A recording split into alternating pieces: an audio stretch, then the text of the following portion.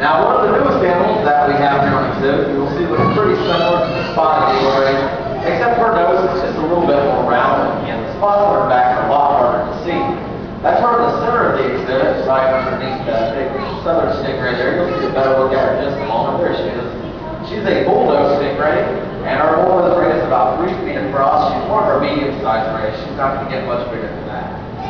As for all the smaller stingrays you see swarming around CJ, those are almost full-grown stingrays. They get their names from their funny oxygen nose. Kind of looks like the nose of a cow. They are cow-nose stingrays. And because they're one of our smaller species of ray, they're also schooling rays. These stingrays are gathered in very large groups for protection and have been seen in schools that stretch over 2 miles in length. Over a million of these stingrays together at once.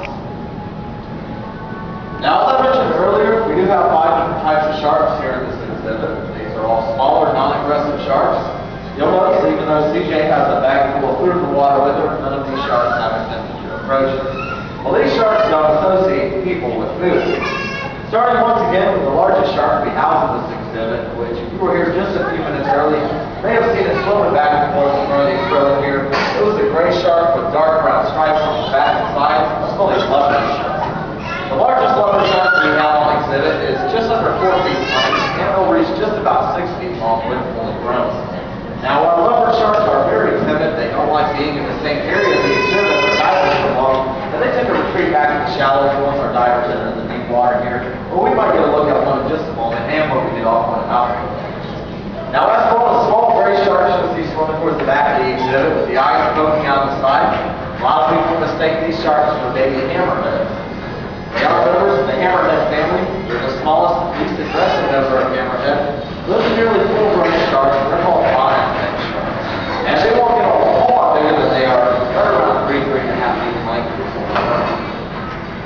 Now, as for the last 3 species of sharks, you're going to have to look along the bottom of the exhibit here. If you look over towards the rock wall, you'll see a few tails sticking out of the cracks, a couple right on the bottom. These are our nocturnal ambush predators called bamboo sharks. We have the Arabian, the brown banded, and the white spotted bamboo shark in this exhibit. And these are all relatives to the big nurse sharks, and hopefully you saw the fire over the sharks soon enough. Now, stingrays and sharks are both considered fish, but they do fall into a separate category. And this basically means that stingrays and sharks don't have any bones in their bodies. Their entire skeletal systems are made of cartilage. But even though stingrays and sharks are both related, they can have slight physical differences. Just trying. One of the more obvious differences you're going to see here is the shapes of the animals. While another difference is in their teeth. Everybody knows that sharks have sharp teeth. They use to scratch things fast-moving prey like fish. Well, stingray's teeth are a lot smaller and round. They grow in rows called grinding plates. And those grinding plates allow the stingray to eat hard-shelled prey like oysters, clams, crabs, other crustaceans of that type. Even though their teeth aren't sharp, they are still extremely powerful. Now, another difference is in the way they breathe. If you look right up on the stingray's head, right behind their eyes, you're going to see 2 large holes. Those holes are called spiracles.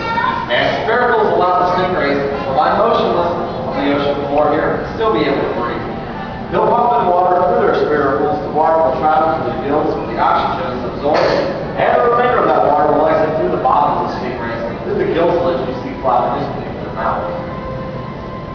And finally, the biggest difference between stingrays and sharks is stingrays have stingers and sharks don't. If you'd like to get a good idea of what a stingray stinger looks like, picture in your mind a double-sided cone. The sides of the barbs depends on the size and species of rays, average just about 1 to 6 inches in length. But all the stingrays that you see here in this exhibit have had their barbs clipped to make them safe to interact with.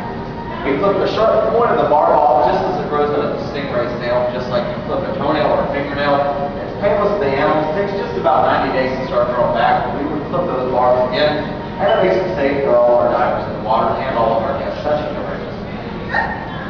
But it does look like CJ does have a food here. She will be in the water in just a couple more minutes. If you'd like a picture of me with her, I will be around as well if you have any questions. Now, when CJ's finished here, she's going to head back to the shallow of the exhibit called Touch the Ray Bay. The second part of our show, she's going to grab some more food and feed the stingrays again up along the wall of the shallow to make it easier for all of you to touch. Now, I would like to ask, once you get up to Touch the Ray Bay, please make sure your hands are wet before you touch any of the rays. have a very slick protective coating of their skin that can easily be removed to touch from the dry hand. And we'll see more of our